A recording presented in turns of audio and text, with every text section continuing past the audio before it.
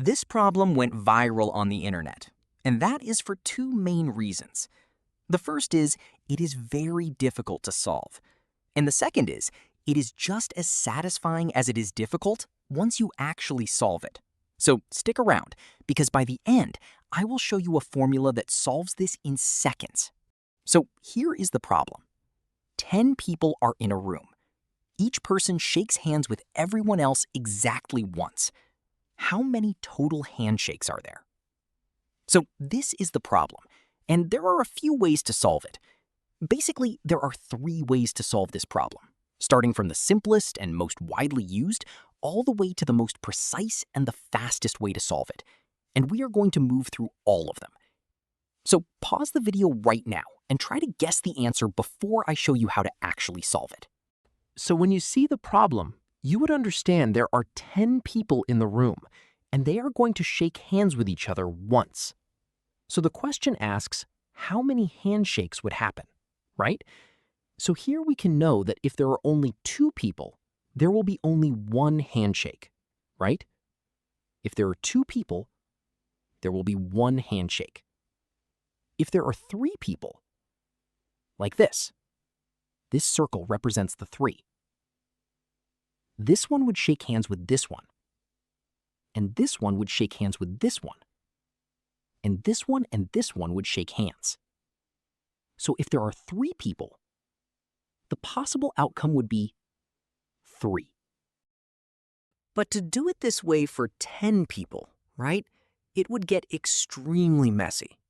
We can't draw 10 dots and connect every single line between them, right? If there are too many people, it is going to be very complex. We have to find a different way to solve this. So what most people do to solve this next is actually correct, and it is the easiest thing to do.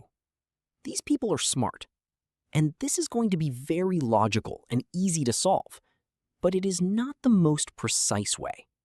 I will show you how. So we are told there are 10 people in the room. So instead of drawing 10 people, we can just say 1 dot represents 1 person.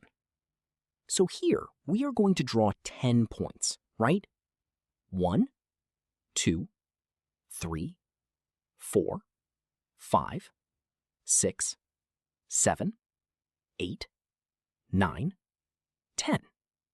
So we have these dots, and they represent 1 person each. So if this person starts here and shakes hands with everybody around the circle, by the time he gets all the way around, he has already shaken everybody's hand. So he just goes out. So this first person would shake hands with 9 people. So this person would have 9 handshakes. And the next person would start from here and go all the way to the last remaining person. And this person would have 8 handshakes, right? Because the first person who already shook his hand has moved out. So this person as well goes out, and so on. The next person would have 7 handshakes. And everybody continues like this around the circle. Everybody shakes hands with everybody else exactly once, and the numbers go 9, 8, 7, 6, 5, 4, 3, 2, 1. So it would be 9 plus 8 plus 7 plus 6 plus 5 plus 4 plus 3 plus 2 and plus 1. So this is going to be the equation, and the sum of all of this is equal to 45. Let's add it up together. 9 plus 8 is equal to 17. 17 plus 7 is equal to 24. 24 plus 6 is 30. 30 plus 5 is 35. 35 plus 4 is 39. 39 plus 3 is 42. 42 plus 2 is 44. And 44 plus 1 is 45. So the sum of all of this is 45, and there would be 45 handshakes in total. That is correct, actually. But just imagine if this were 100 people. So if there were 100 people in the room, how many handshakes would there be? We can't draw a circle with 100 dots, and we can't add 99 plus 98 all the way down to 1. We can't do that. That takes way too much time, right? So we have to do it a much faster way. This is exactly where the real formula comes in, and once you see it, you'll never need to count dots again. So how do we do that? Well, there is one thing we need to consider here. To solve these kinds of problems involving orders and combinations, we need to understand two terms: permutation and combination. This is something you may have brushed past in school once, but once it clicks, you'll never forget it. So what does permutation mean? And what does combination mean? I am going to explain it. Permutation means a number of outcomes where the order matters. For example, if you have to make a password for your phone using 4 digits, 1, 2, 3, and 4, the order matters, right?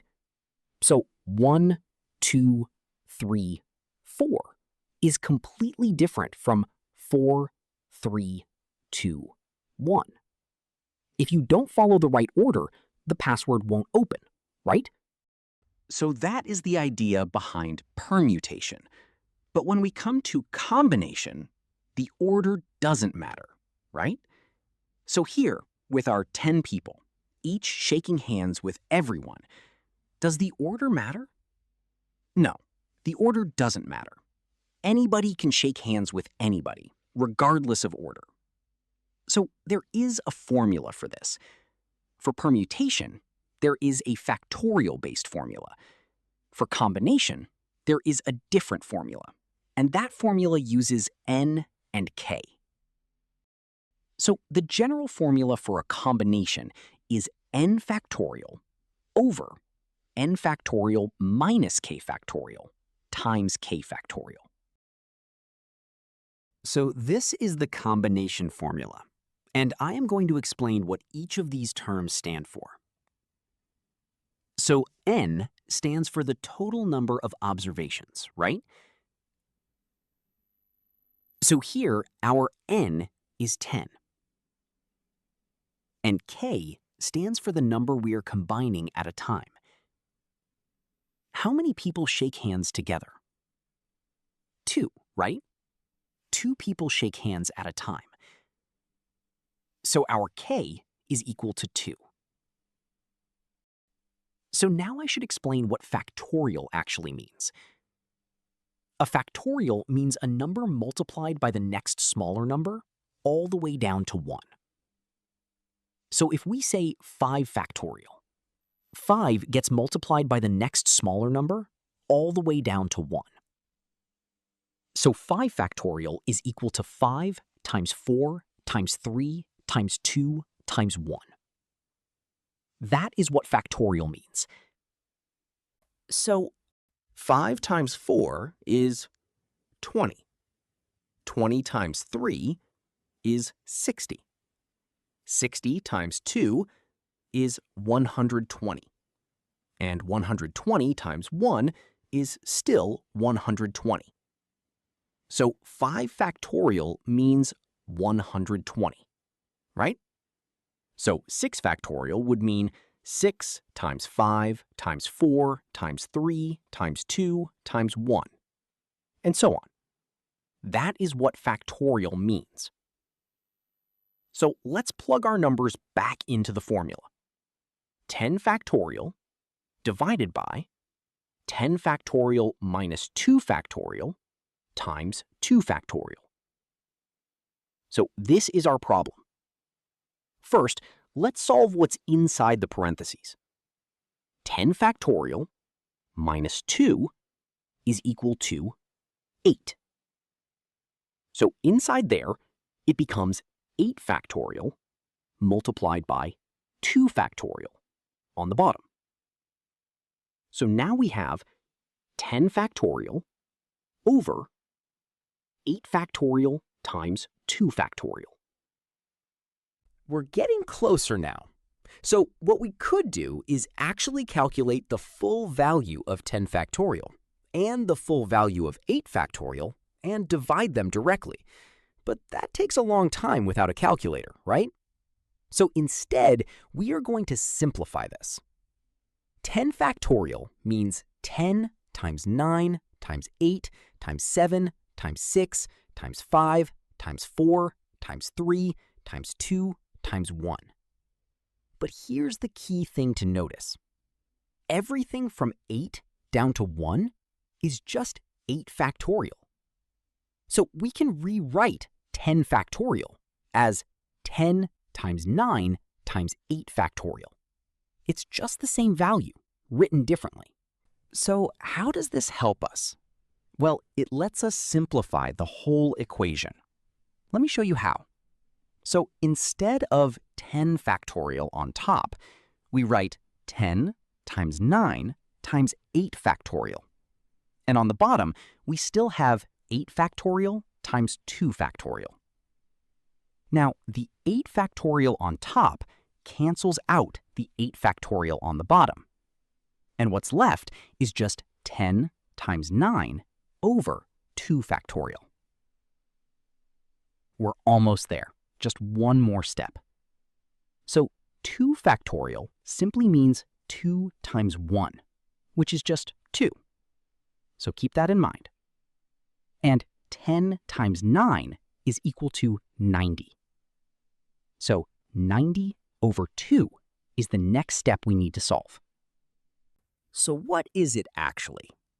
90 divided by 2 is simply 45. So 45 is the correct answer, and it matches exactly what we got by counting it out by hand earlier. So just to be clear, the thing you need to remember is whether the order matters or not. If the order matters, that is a permutation, and you use a different formula. But if the order doesn't matter, like with handshakes, you use the combination formula, which is n factorial over n factorial minus k factorial times k factorial.